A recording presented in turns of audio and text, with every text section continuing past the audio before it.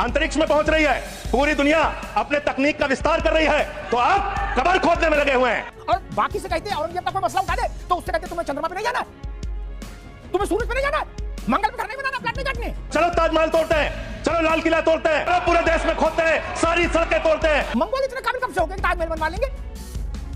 कपड़ा पहनने का शऊर नहीं था, बैठने उठने खाने का शऊर नहीं था, वो ताजमहल बनवा लेंगे। अब महिलाएं निकल के महल जाती थी शाहजहां के बुलावे पे, तो जो रास्ते में भिखारी खड़े होते थे वो भी इतने ज्ञानवान हो गए थे, वो कहते थे शाहजहां का नाश्ता जा रहा है, ये शाहजहां का खाना जा रहा है। उनको हम बता रहे हैं संत, उन्होंने अपनी बीवी को जब दफनाया उसके हफ्ता भर के भीतर उसकी छोटी बहन से निकाह कर लिया। और लोग इस कहानी हमको समझाते हैं कि शाहजहां तो बहुत दिन तक पागल हुआ घूमता रहा, बाकी काम बाद में, जहां गए वहां रेड लाइट एरिया पहले बसाया। बहन की लड़की, चाची की लड़की, मामा की लड़की, अपनी लड़की, कोई बची नहीं।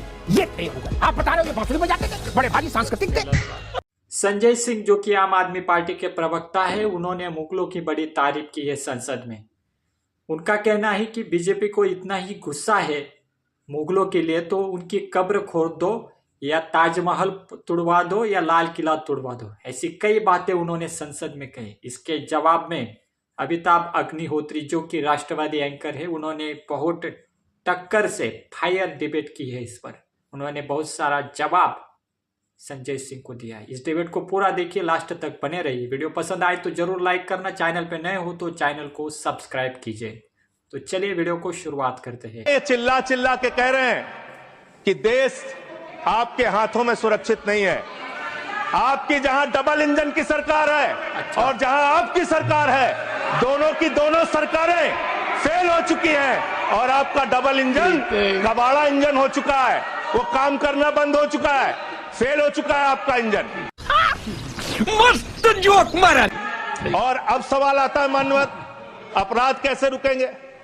अपराध करने वाले लोग कौन है? अपराध फैलाने वाले लोग कौन है?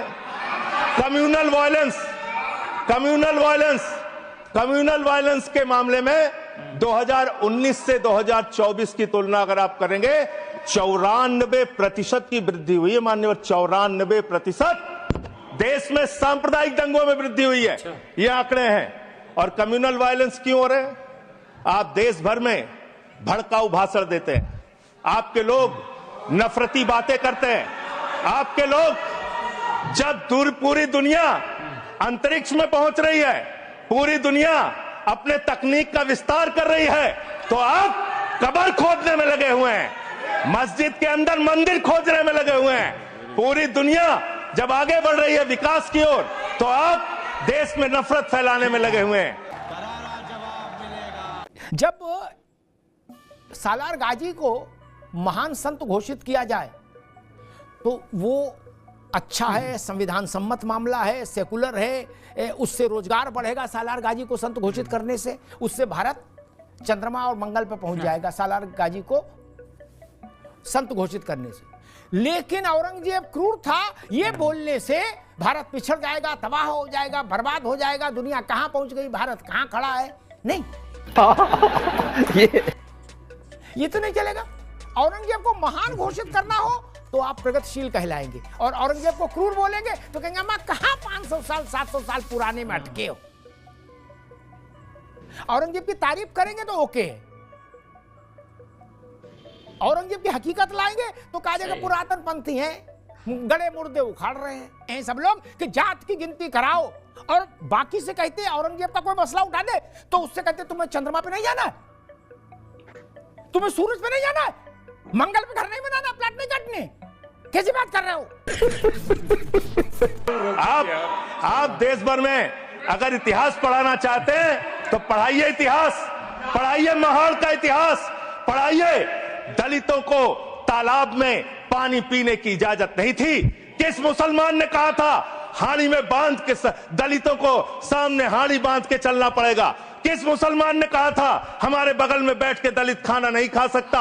किस मुसलमान ने कहा था दलितों को मंदिर के अंदर प्रवेश वर्जित है?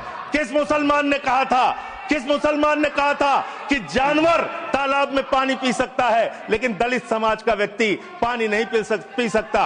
अब आप अगर इतिहास पढ़ाना चाहते हैं, पढ़ाइए देश भर में इतिहास। सिंगल पॉइंट एजेंडा है कि कैसे हमारी एकता तोड़े। वैज्ञानिक बात कौन सी है, प्रगति की बात कौन सी है? काछी कोरी धानुक धीमर की गिनती, क्या और गांव गांव जाके बताओ क्या कि पीडीए क्या है और पीडीए के खिलाफ कौन लोग हैं, और पुराने पुराने उदाहरण बताओ क्या कि 5000 साल पहले ये था, 2000 साल पहले ये था, 500 साल पहले ये था। और ये कभी ना बताना, कभी गलती से भी ये ना बता देना कि इस हिंदुस्तान में बिन कासिम के आने से पहले और मुगलों के बाद समय तक 85 पिछड़े और दलित वर्ग के लोग राजा रहे, महाराजा रहे। ये कभी ना बताना क्या, क्योंकि ये बताएंगे तो झूठ खत्म हो जाएगा। महाराजा सुहेलदेव कौन थे? ब्राह्मण थे कि ठाकुर थे? क्या बात है सर, क्या बात है सर। अगर आप इतिहास पढ़ाना चाहते हैं, मुगलों का इतिहास पढ़ाना चाहते हैं, पढ़ाइए मुगलों का इतिहास। लेकिन गृह मंत्री जी यहां पे बैठे हैं, मैं पूछना चाहता हूं, एएसआई प्रोटेक्टेड जो संस्थान है, जो संपत्तियां हैं, वो आपकी हैं, आपकी सुरक्षा में है। वो चाहे ताजमहल हो, वो चाहे लाल किला हो, वो चाहे देश की तमाम मुगलों ने, अंग्रेजों ने जिन लोगों ने संपत्तियां बनाई, वो सारी की सारी संपत्तियां आपके द्वारा संरक्षित। और आप ही के लोग कहते हैं इसको हम तोड़ डालेंगे, इसको हम खोद डालेंगे, इसको हम उजाड़ डालेंगे। तो चलो ताजमहल तोड़ते हैं, चलो लाल किला तोड़ते हैं। तकलीफ हुआ है बेचारे को, बोल बोल। चलो ये अंग्रेजों ने जो दिल्ली का रेलवे स्टेशन बनाया, इसको तोड़ते हैं। चलो पूरे देश में खोदते हैं, सारी सड़कें तोड़ते हैं, सारे पुल तोड़ते हैं, पूरे देश में तोड़फोड़ करते हैं। आप देश भर में अगर इतिहास पढ़ाना चाहते हैं तो पढ़ाइए इतिहास। तेरा तो गेम बजाना पड़ेगा। ताजमहल पर बुलडोजर नहीं चलाएंगे कभी, लाल किले पर भी नहीं चलाएंगे, क्योंकि हम मानते हैं कि ये मंगोलों ने नहीं बनवाए, ये फर्जी प्रचार है। मंगोल इतने काबिल कब से हो गए कि ताजमहल बनवा लेंगे? कपड़ा पहनने का शऊर नहीं था, बैठने उठने खाने का शऊर नहीं था, वो ताजमहल बनवा लेंगे। समझ गया मैं। बर्बर मंगोल दुनिया के सबसे बर्बरतम लोगों के दो परिवार, उनका रक्त मिलके एक मुगल पैदा हुआ। मेरी बात की तस्दीक करेंगे मौलाना साहब? दुनिया के इतिहास में उससे बर्बर कोई जातियां नहीं हुई। एक तरफ से अम्मा आई, एक तरफ से बप्पा आए, तब मिला के ये पैदा हुए, बाबर और बाबर के नाती पोते। देख के जो दुख हुआ है, मैंने 40 साल की जिंदगी में ये दुख कभी मैंने उठाया नहीं था। कि हिंदू और मुस्लिम के एहसासात को मत छेड़िए, अपनी कुर्सी के लिए जज्बात को मत छेड़िए। हम में कोई हूड़, कोई शक, कोई मंगोल है, दफन है जो बात, उस बात को मत छेड़िए। तो गया बेटे। लोगों के बारे में ऐसा प्रचार बंद कर दो। अब शाहजहां के समय में दरबार का कोई पुरुष ऐसा नहीं जिसकी स्त्री शाहजहां के यहाँ नहीं गई। तड़प ही ऐसी है ना। उस समय के इतिहासकार ने लिखा, मैं बता नहीं क्या। तो जब महिलाएं निकल के महल जाती थी ना शाहजहां के बुलावे पे, तो जो रास्ते में भिखारी खड़े होते थे वो भी इतने ज्ञानवान हो गए थे, वो कहते थे शाहजहां का नाश्ता जा रहा है, ये शाहजहां का खाना जा रहा है। उनको हम बता रहे हैं संत। अरे जैसे लंपट थे वैसे बताओ, उनके साथ क्यों जोड़ते हैं? अब सब चीजें आ गई प्रकाश में। लंपट थे, धूर्त थे, बहन बेटी साली बहनोई बहन कोई नहीं छोड़ी। क्या बेटी के साथ पिता ने संबंध बनाया और मौलानाओं से क्या क्या आप फतवा दिलवाया कि जो बाग लगाता है वो उस बाग के फल भी खा सकता है।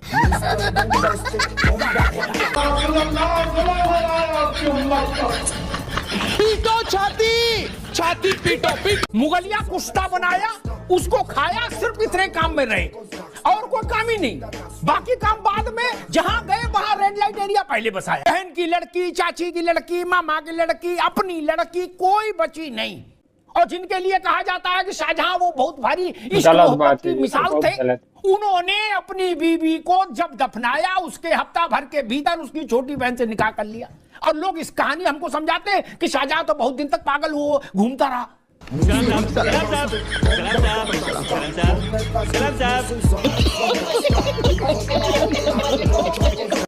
रोटी नहीं खाता था दुख में, कहता था नूरजहां मुमताज मुमताज। ये सब बंद करिए, इन सब का कोई अर्थ नहीं।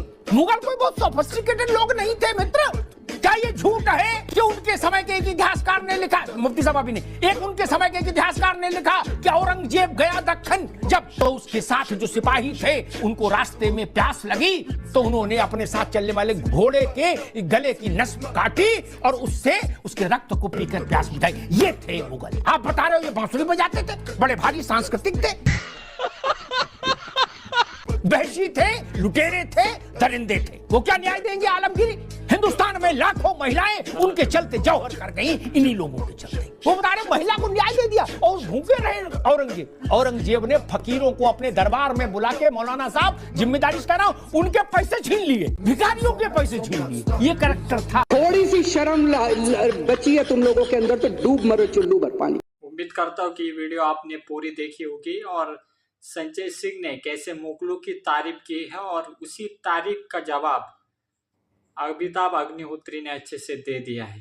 अब और कुछ बाकी नहीं रह गया है, और कुछ भी बाकी रह गया हो तो आप उसको कमेंट देकर जरूर पूरा कीजिए। उम्मीद करता हूँ कि आपने चैनल को सब्सक्राइब किया होगा, लाइक भी किया होगा और कमेंट तो आप करने वाले हो। तो मिलते हैं अगले डिबेट में, तब तक के लिए जय हिंद, जय भारत।